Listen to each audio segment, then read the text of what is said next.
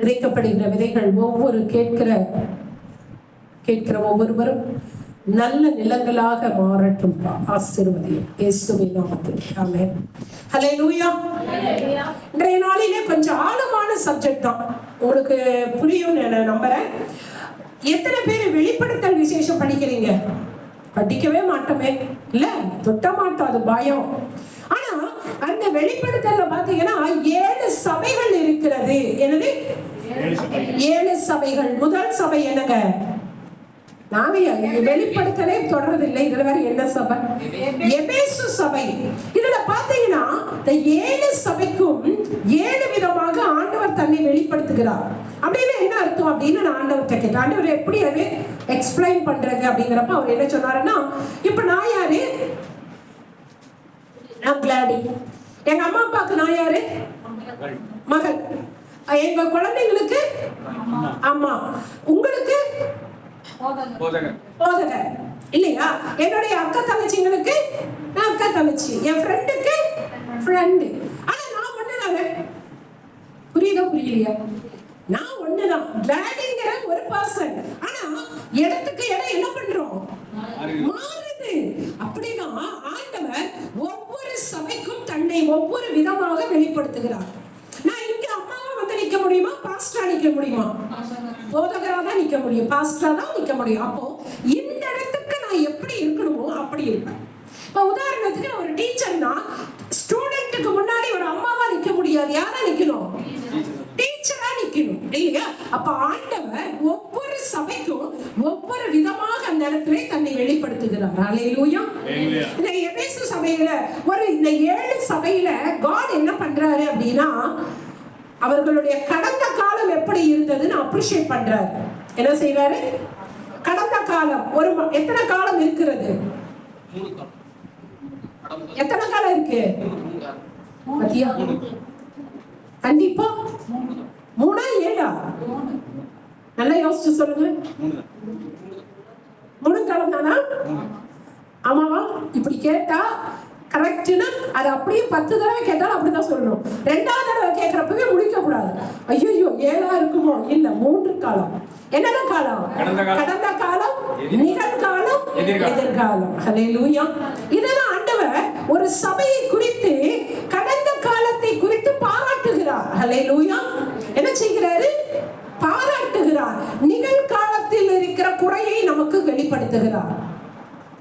அடுத்தது நீங்க எதிர்காலத்துக்கு உங்களுடைய பிளஸிங்க சொல்றாரு. ஹல்லேலூயா.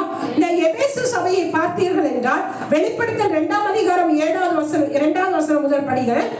உன் கிரியைகளையும் உன் பிரயாசத்தையும் உன் பொறுமையும் நீ பொல்லாதவர்களை சகிக்க கூடாமல் இருக்கிறதையும் அப்போஸ்தலர் அல்லாதவர்கள் தங்களை அப்போஸ்தலர் என்று சொல்லுகிறதை நீ சோதித்து அவர்களை பொய் என்று கண்டறிந்ததையும் நீ சகித்துக் கொண்டிருக்கிறதையும் பொறுமையா இருக்கிறதையும் என் நாமத்தின் நிமித்தம் நிலைப்படையாமல் பிரயாசப்பட்டதையும் அறிந்திருக்கிறேன். போதுமா?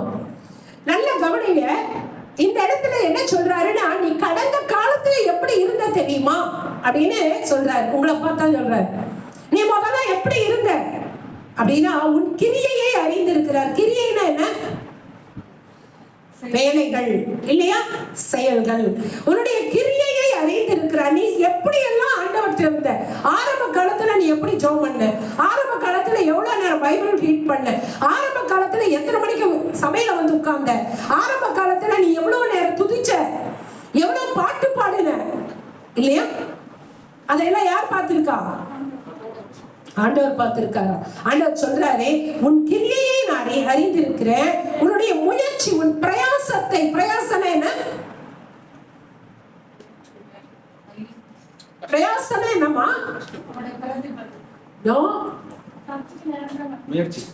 முயற்சி. நீ அடுத்தது ட்ரை பண்ணது, புதிய நீ ட்ரை பண்ணதெல்லாம் எனக்கு தெரியும். ஹல்லேலூயா. யார் சொல்றா? ஆண்டவர் உங்களை பார்த்து சொல்லுவாரா? வாய்ப்பில்லை ராஜா, வாய்ப்பில்லை. ஹல்லேலூயா. நாங்க அப்படியே தான் இருக்கிறோம், மாறுறதே கிடையாதுங்காதீங்க. ஆண்டவர் சொல்றாரு, உன்னுடைய கிரியையை நான் அறிந்திருக்கிறேன். அடுத்தது உன்னுடைய பிரயாசத்தை அறிந்திருக்கிறேன். 3வது நீ பொறுமையா இருந்ததை. ஹல்லேலூயா. கிறிஸ்தவர்களுக்கு என்ன தேவை? பொறுமை தேவை. இல்லையா? கிறிஸ்தவர்களுக்கு என்ன தேவை? பொறுமை இருக்கா? நான்லாம் யார் தெரியுமா? நான்லாம் ஒரு காலத்துல எப்படி இருந்தா தெரியுமா? இதெல்லாம் இங்க வந்து பேசவே கூடாது. இப்ப எங்க இருக்க? இப்ப எங்க இருக்கீங்க? சர்ச்சுக்குள்ள இருக்கீங்க. நீ கோபப்பட்டீங்கன்னா உங்களை இன்னாருடைய பையன் கோபப்பட்டான்னு சொல்ல மாட்டாங்க. ஏன்னா இவன் இப்படி கோபப்படுறாங்க, அப்பெல்லாம் உங்க அப்பா பேர் வராது.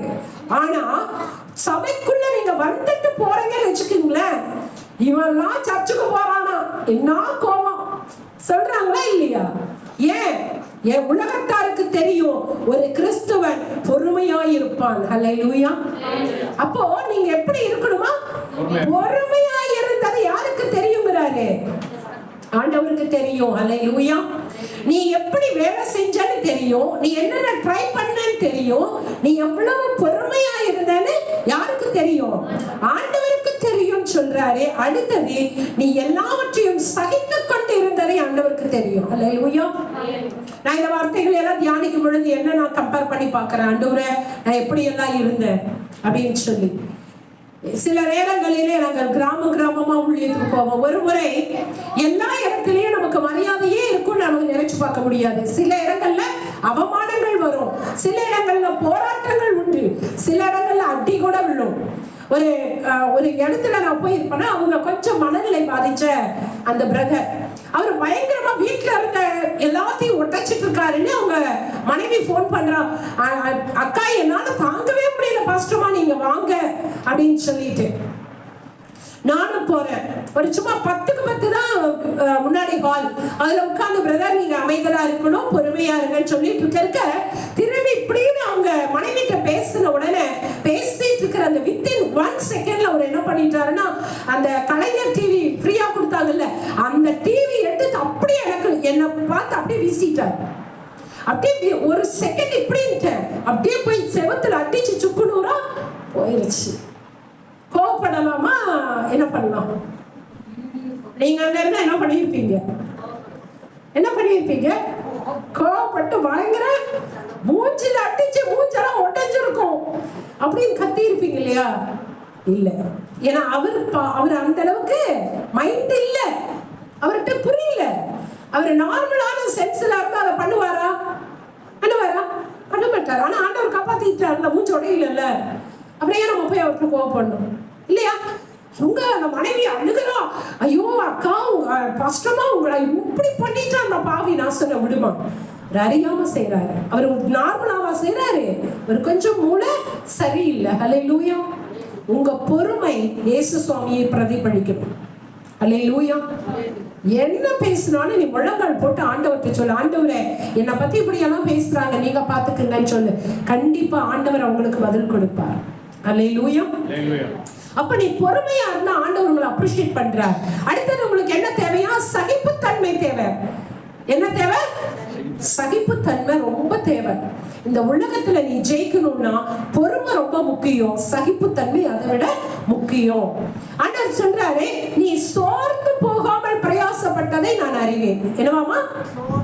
சோர்ந்து போகாமல். நான் இதெல்லாம் வாசிச்சு தியானிக்கிறப்ப நான் என்ன கம்பேர் பண்ணி பார்த்தேன். காலையில இருந்து நைட்டு 11 மணி வரைக்கும் ஓடுவேன். ஆனா இன்னைக்கு என்னால ஓட முடியல, அப்படி பலகீனமாகுது. ஓடுவேன், வெறி பிடிச்ச மாதிரி ஓடுவேன். நான் இருந்த ஏரியால சொல்லுவாங்க, 12 மணி ஆனாலும் வண்டி எடுத்துட்டு அந்த அம்மா என்ன பண்ணுவாங்க? போவாங்க. ஆத்துமாவுக்கு பிரச்சனை இல்ல, நான் போய் ஆத்துமாவை சந்திக்கணும்னா நேரம் காலம் வெயில் மழை எதுவும் பார்க்க மாட்டேன், ஓடுவேன். அப்படி ஓடி ஓடி ஓடி எத்தனை கிராமங்கள் எத்தனை பட்டணங்களை நான் போய் ஆண்டவரை பத்தி சுவிசேஷம் சொல்லியிருப்பேன். அந்த கோவை பட்டணத்துக்கு போற வழியிலலாம் பாத்தீங்கன்னா அண்ணா நகர்னு இருக்கு. அங்க இருந்து உள்ள போகுது இன்டீரியலா ஒரு இது கரடு, அங்க ஒரு 20 வீடு இருக்கும். எல்லாம் சாலை. 6:30 மணிக்கு தான் போறேன். போற வழியில பாத்தீங்கன்னா உங்களை அடிச்சு போட்டா கூட அடுத்த நாள் காலையில தான் தெரியும். ஏன்னா ஒரு லைட் இல்ல, எல்லாம் காடு, அதுல ஒத்தையடி பாதை தான். அதுலதான் நான் போவேன். நான் போய் நிக்கிறேன், அவங்க எல்லாரும் வேலைக்கு போயிட்டாங்க, வர்றதுக்கு 7 மணி ஆகுது. குடிசைக்கு பக்கத்துல நிக்கிறேன், நல்ல இவ்வளவு பெரிய பாம்பு அப்படியே போகுது. நான் அதை பார்த்துட்டு அப்படியே நிக்கிறேன். ஆண்டவரே, இதுலதானே இந்த மக்கள் வாழ்றாங்க. ஹல்லேலூயா. அதுல போய் ஊழியம் செய்ய கர்த்தர் கிருபை கொடுத்தார். ஒரு ஆபத்து எனக்கு வராது என ஆண்டவர் கூட இருந்தார். ஏன் சொல்றேன்னா, நம்மளுடைய ஒவ்வொரு காரியமும் நீங்க நினைக்கலாம் அந்த மனிதர்கள் மறந்து போகலாம், ஆனால் நம்மை உருவாக்கின கடவுள் ஒரு நாளும் நம்மை மறக்க மாட்டார். அல்லேலூயா. நீ யாருக்கு நன்மை செய்யறியோ, நீ யாரிடத்துல பொறுமையா இருக்கியோ, நீ யாரெல்லாம் பேசி நீ சகிச்சு கொண்டதையோ யாரு பார்க்கலாம் நினைக்காதீங்க. உங்களை ஒருவர் பார்த்துட்டு இருக்காரு. யாருங்க? ஆண்டவர் உங்களை பார்த்துட்டு இருக்காரு. அல்லேலூயா. நீங்கள் செய்கிற நன்மைகள், நீங்கள் செய்கிற தான தர்மங்கள், நீங்கள் கடவுளை பற்றுகிற பற்றுகள், இதெல்லாம் யாருக்கு தெரியும்னா மனுஷனுக்கு தெரிய வேண்டாம், ஆண்டவர் உங்களை பார்க்கிறார். அல்லேலூயா. நான் இவ்வளவு நன்மை செஞ்சேங்க, நன்றி கிட்டவங்களா இருக்காங்க, பரவாயில்ல, கடவுள் உங்களை ஆசீர்வதிப்பார், ஆண்டவர் உங்களுக்கு பதில் கொடுப்பார். அல்லேலூயா. ஆண்டவர் இதெல்லாம் சொல்லிட்டாரு, அப்ரிஷியேட் பண்றாரு. குட், நீ இப்படியெல்லாம் பொறுமையா இருந்த, சகித்து கொண்ட, சோறாமல் உதவி செய்த, இதெல்லாம் நீ பண்ணின அப்படின்னு உங்களை பார்த்து அப்ரிஷியேட் பண்றாரு. இதெல்லாம் எப்ப பண்ண? எந்த காலத்துல? கடந்த காலத்துல நீ பண்ண. ஆனா நிகழ்காலத்துல எப்படி இருக்கப்பா? இப்படி இருக்க.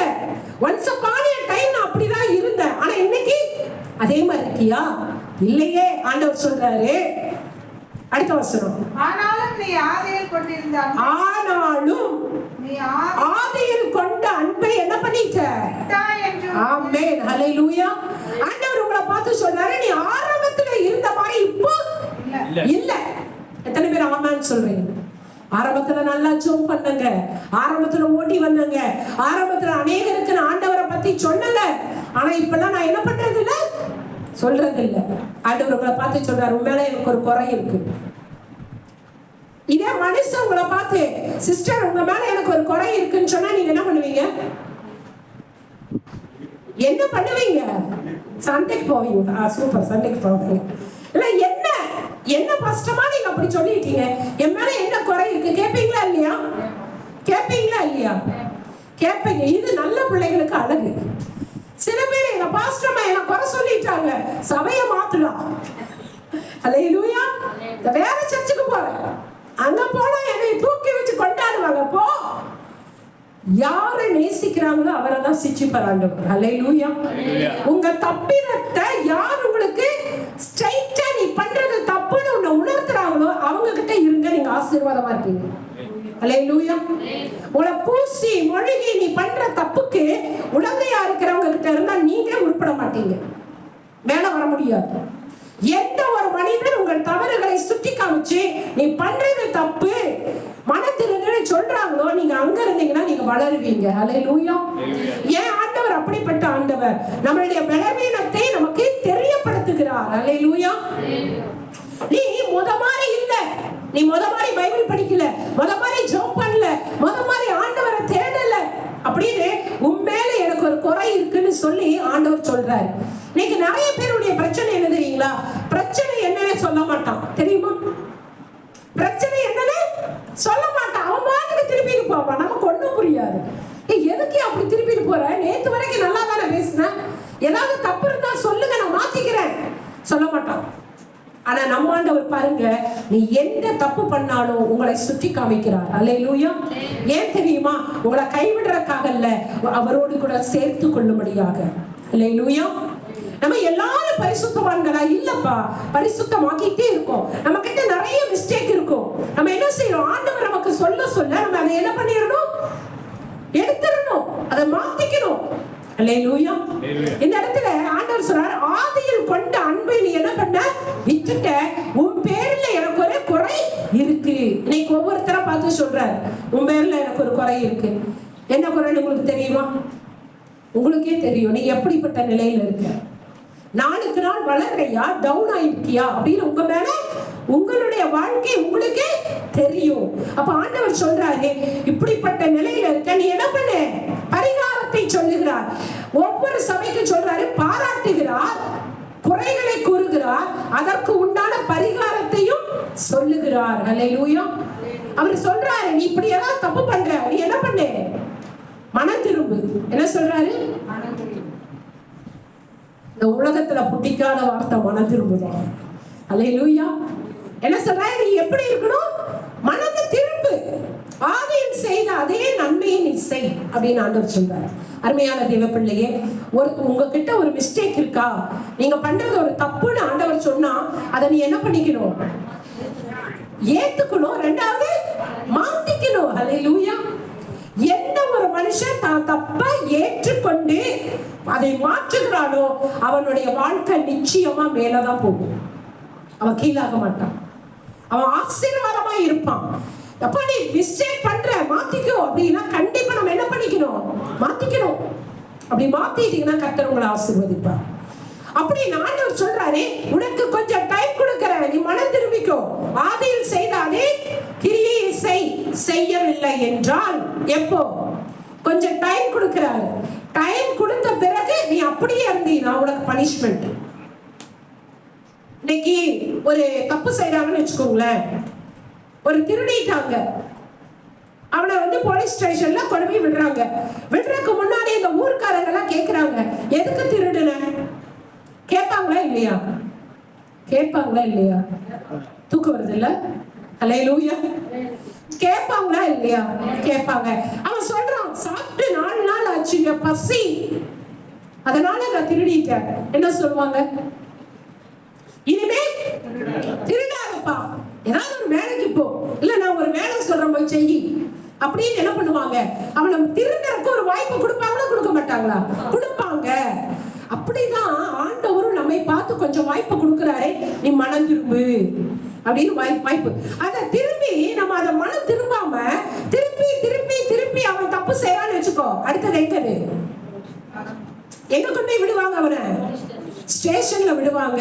ஸ்டேஷன்ல அவனுக்கு என்ன கொடுப்பாங்க? பனிஷ்மெண்ட் கொடுப்பாங்க. கொடுப்பாங்களா இல்லையா? அது மாதிரிதான் கடவுள் உங்களை பார்த்து சொல்றாரு, நீ மனம் திரும்பு, திரும்பாத பட்சத்திலே உன்னுடைய விளக்கு தண்டை நான் அணைத்து போடுவேன். என்ன சொல்றாரு? விளக்கு தண்டை அப்படின்னு என்ன அர்த்தம்? விளக்கு தண்டை அணைச்சிருவேன்னா என்ன அர்த்தம்? நாங்க பைபிளே படிக்கிறது இல்ல கஷ்டமா இல்ல. என்னன்னா இப்போ ஒரு விளக்கு பத்தி வைக்கிறீங்க, விளக்க கொண்டாந்து கீழே வச்சா வெளிச்சம் வருமா, இது மேல வச்சா வெளிச்சம் வருமா? ஏன்? எதனால பரவுது? உயரத்துல இருக்கு, இந்த ஸ்டாண்ட் மேல இருக்கு இல்லையா?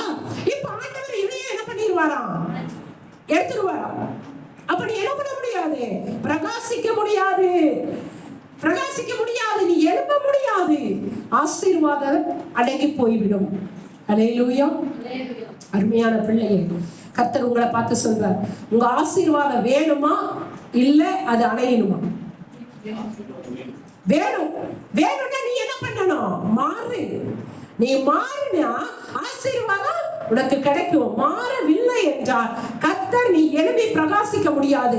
உங்க பாணியில சொல்றனே, அடுத்தது ப்ரமோஷன் கிடைக்காது, அடுத்தது உனக்கு ஒரு உயர்வு கிடைக்காது, உன்னை ஐஸ்வர்யத்தை சம்பாதிக்க முடியாது, வாழ்க்கையில சமாதானம் இருக்காது, வாழ்க்கையில சந்தோஷம் இருக்காது, நீ எதிர்பார்க்கிறது எதுவுமே ஆண்டவர்கிட்ட இருந்து நடக்காது.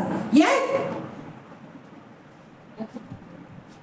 ஆசீர்வாதம் போச்சு, எழும்ப முடியாது. அப்போ ஆண்டவர் உனக்கு கொஞ்சம் டைம் கொடுக்கிறார், மனம் திரும்பும்படியாக. மனதை திருப்பு. எதெல்லாம் தப்புன்னு ஆண்டவர் உங்களுக்கு சொல்றாரோ அதையெல்லாம் நீ என்ன பண்ணிக்கணும்? மாத்திக்கணும். ஹல்லேலூயா. மாறலைன்னு சொன்னா ஆண்டவர் மாறிடுவார். அவர் எப்பவுமே ஒரே மாதிரி இருக்க மாட்டார். இப்படிப்பட்ட எச்சரிப்பின் வார்த்தை வரும் பொழுது நீங்கள் மனம் திரும்ப வேண்டியது அவசியமா இருக்கிறது. ஹல்லேலூயா. தேவப்பிள்ளையே, பாரத்தோடு சொல்ற, ஆண்டவருடைய வருகை மிக மிக சமீபமா இருக்கிறது என்று சொல்லிவிட்டார்.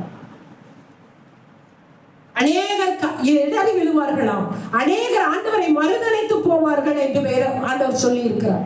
ஆண்டவரே இல்லன்னு ஓடிடுவானுங்க. உலகம் அவர்களை ஆட்கொள்ளும், உறவுகள் அவர்களை ஆட்கொள்ளும், பணம் அவர்களை ஆட்கொள்ளும், பதவி அவர்களை ஆட்கொள்ளும்.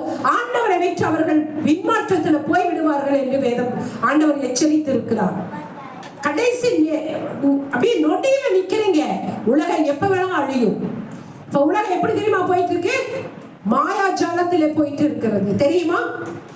இன்னைக்கு முதல்ல பாத்தீங்கன்னா எங்கேயோ ஒரு இடத்துலதான் மாயாஜாலம். இப்போ உலகம் முழுவதும் தமிழ்நாட்டுல தாண்டவம் அடைகிறது.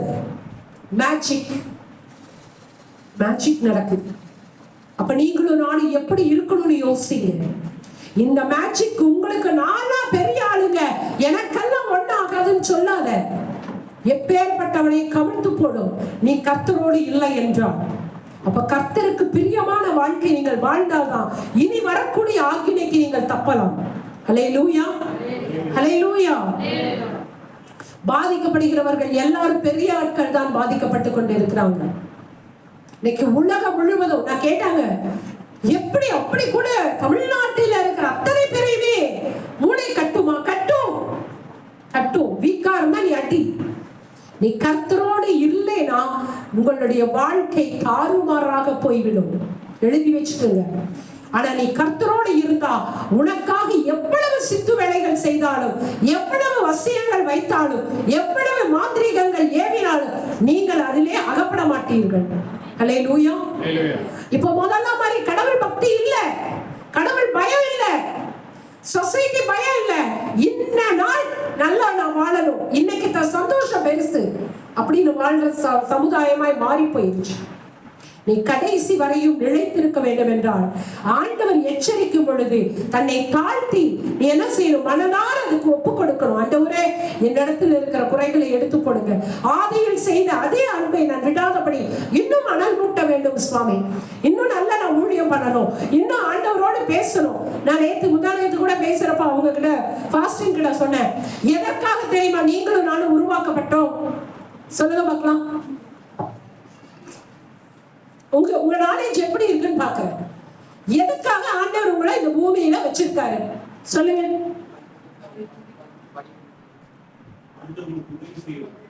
உதவி செய்யணும், அவருடைய வேலையை செய்யணும். அப்புறம் 3 காரியத்திற்காக தான் ஆண்டவர் என்ன உருவாக்கி இருக்காருன்னு நான் நம்புறேன். 1, அவரோட பேச. 2, அவரை துதிக்க. 3வது, அவரை பத்தி பேச. ஹல்லேலூயா. ஓகேவா? இப்ப நீங்க எப்படி இருக்க போறீங்க? நான் அப்படி சொல்றேன். என்ன உருவாக்கினது அவரோட நான் பேசணும், அவரை துதிக்கணும், அவரை பத்தி நானே பேசணும் அடுத்தவங்க கிட்ட. இதுக்குதான் நான் உருவாக்கப்பட்டிருக்கேன் நான் நினைக்கிறேன். நீங்க நல்லா சம்பாதிக்கணும், நல்ல வீடு வாங்கணும், நல்ல பிள்ளைகளுக்கு செய்யணும். அப்படியா? ஐயா, நீ ஆண்டவரோடு இருக்க இருக்க கர்த்தர் உங்களுக்கு உண்டான யாவையும் அவர் பார்த்துக்குவாரியா? ஹல்லேலூயா. நீங்க கர்த்தரை தேடுறப்ப அவர் உங்களை கைவிடுவாரா? கைவிட மாட்டார். கர்த்தரை தேடுகிறவர்களுக்கு ஒரு நன்மையும் குறைபடாது. ஒண்ணும் அப்படி பர்ஃபெக்ட்டா உங்களுக்கு செய்வார். ஹல்லேலூயா. அப்படின்னா இன்னைக்கு ஆண்டவர் உங்களை பார்த்து சொல்றாரு, எபேசு சபையாகிய உங்களை பார்த்து சொல்றாரு, உன்னிடத்தில் எனக்கு ஒரு குறை உண்டு. எத்தனை பேர் சொல்றீங்க, அம்மா என்னுடைய குறைய சொல்லுங்க நான் மாத்திக்கிறேன் அப்படிங்கிறவங்க எத்தனை பேர் இங்க இருக்கீங்க? ஹல்லேலூயா. நீங்க ஆசீர்வாதமா இருக்க போறீங்க. ஹல்லேலூயா. இன்னைக்கு டைரக்டா நம்ம தப்ப யாரும் ஸ்ட்ரைட்டா மூச்சுக்கு நேரா நீங்க பண்றது தப்பு நீங்க மாறுங்கன்னு சொல்றாங்களோ அந்த ஃப்ரெண்ட்ஷிப் இருக்கிறது நல்லது. ஹல்லேலூயா. நீ என்ன தப்பு பண்ணாலும் அந்த தப்பை அப்ரிஷியேட் பண்றவன் இருந்தா அவனும் அழிவான், நீயும் அழிஞ்சிருந்த. வேண்டாம். கர்த்தர் நம்மை நேசிக்கிறதுனால மீண்டும் ஒரு சான்ஸ் கொடுக்கிறாரு. என்னன்னா, நீ மனம் திரும்பு, ஆண்டவருக்கு நேரா திருப்பு, ஆதியில் செய்த கிரியையை நீ செய், கர்த்தர் உன்னை ஆசீர்வதிப்பார். ஹல்லேலூயா. எழுந்து நிற்கலாமா? எல்லாரும் எழுந்து நின்று ஆண்டவர்கிட்ட சொல்லுங்க, ஆண்டவரே இந்த நாளிலே என்னை பார்த்து சொல்லி இருக்கீங்க, நான் செய்த நல்ல காரியத்துக்கு அப்ரிஷியேட் பண்ணி இருக்கீங்க. ஆண்டவர் உங்களுக்கு வெறும் குறைய மட்டும் சொல்ற தேவன் அல்ல, உங்கள் நிறைகளையும் சொல்லுகிற தேவன். ஆண்டவர் உங்களை பார்த்து சொல்றாரு, உன்னுடைய கிரியை நீ செய்யற வேலைகளை எல்லாம் நான் அறியறேன், உன்னுடைய பிரயாசத்தை நான் அறியறப்பா. நீ பொறுமையா இருந்ததெல்லாம் நான் அறிந்து கொள்றேன், நீ சகித்து கொண்டதை எனக்கு தெரியும், நீ சோர்ந்து போகாமல் இருந்திய பத்தியா அதையும் நான் நல்லா தெரிஞ்சுக்கிட்டேன். ஆனாலும் உன் மேல எனக்கு ஒரு குறை இருக்குப்பா, நீ ஆதியில் இருந்த மாதிரி இப்ப இல்ல, நீ மாறிட்ட. கொஞ்சம் ஆசீர்வாதம் வந்த உடனே நீ மாறிட்டியே, கொஞ்சம் உனக்கு வாழ்க்கையில விடுதலை கொடுத்த, மாறிட்ட பத்தியா. நீ கேட்டதை கொஞ்சம் கொடுத்த, ஒரு படிதான் நீ ஏறின, ஆனா ஆண்டவரை மறந்துட்டியே. ஆண்டவர் உங்களை பார்த்து சொல்றாரு, இல்ல ஆண்டவரை நான் மறக்க மாட்டேன் ஆண்டவரை, நான் இன்னும் அதிகமா நான் உன்னை நேசிக்கணும் ஆண்டவரை, உண்மை தேடுகிறேன் ஆண்டவரை, ஏசப்பா என்ன ஒரு விஷயம் மன்னிச்சிருங்க, நான் மனம் திரும்பணும்னு ஆசைப்படுறேன், நான் எதுலெல்லாம் குறையோடு இருக்கேனோ அதையெல்லாம் எனக்கு காமிங்கன்னு சொல்லுங்க. கர்த்தர் இன்றைக்கு உங்களுக்கு அதை வெளிப்படுத்துவார். ஆண்டவர்கிட்ட சொல்லுங்க, ஆதியில் கொண்ட அன்பு இருக்கா? ஆரம்பத்துல எப்படி ஆண்டவரை தேடுன? ஏசப்பா தான் எல்லாமே அப்படின்னீங்கல்ல, ஆனா இன்னைக்கு எப்படி இருக்கீங்க? எவ்வளவு நேரம் ஜெபம் பண்ற? எவ்வளவு நேரம் ஆண்டவரை பத்தி பேசுற? இவ்வளவு நேரம் துதிக்கிற? குடும்ப ஜெபம் இருக்கா? சபைக்கு கரெக்டான டைமுக்கு வரீங்களா? விவேச்சனமே மாறாத. கர்த்தர் உங்களுக்கு போதிய அவகாசத்தை கொடுக்கிறார். தண்டனை வேண்டாம். கர்த்தர் உங்களுக்கு நீடிய பொறுமை உள்ளவராய் இருந்து உங்களுக்கு அறிவுறுத்துகிறார். மாறுங்க. உங்ககிட்ட இருக்கிற தவறுகளை எல்லாம் அறிக்கை செய்யுங்க. நம்மளால முடியாதுதான், ஆனா ஆண்டவர்கிட்ட ஹெல்ப் கேளுங்க. ஆண்டவரே, நான் இந்த தப்பு இனிமே நான் செய்யக்கூடாது, எனக்கு உதவி செய்யுங்க சுவாமி என்று சொல்லும் பொழுது கர்த்தர் உங்களுக்கு உதவி செய்ய வல்லமை உள்ளவராய் இருக்கிறார். நீங்க அப்படி மனம் திரும்பினீங்கன்னா உங்களுக்கு அவர் என்ன செய்கிறாருன்னா கிரீடத்தை கொடுக்கிறவராய் இருக்கிறார். நீங்க மனம் திரும்பினீங்கன்னா ஜீவ விருட்சத்தின் கனியை கொடுப்பார். அது நித்திய ஜீவனுக்குள்ள உங்களை கொண்டு போகும். அழியாத வாழ்க்கை உங்களுக்கு கிடைக்கும். நிரந்தர சமாதானம் உங்க வாழ்க்கையில இருக்கும். நிரந்தர ஐஸ்வர்யம் உங்க வாழ்க்கையில இருக்கும். நிரந்தரமான பலன் உங்களுக்கு இருக்கும். கீழ்ப்படி ஆரம்பிச்சா ஆண்டவர் உங்களை அபரிமிதமாய் ஆசீர்வதிப்பார். வேதம் சொல்லுகிறது, கீழ்ப்படிந்தால் ஆசீர்வாதம். ஒப்புக்கொடுங்க, எல்லாரும் ஒப்புக்கொடுங்க. ஆண்டவரே, அந்த நித்திய ஜீவ கனியை ஆண்டவரே நான் சுதந்திரித்துக் கொள்ளணும். ஆண்டவரே, அந்த கனியை நான் புசிக்கணும். ஆண்டவரே, அழிவில்லாத அந்த ஆசீர்வாதத்தை நான் பெற்றுக்கொள்ளணும்ப்பா.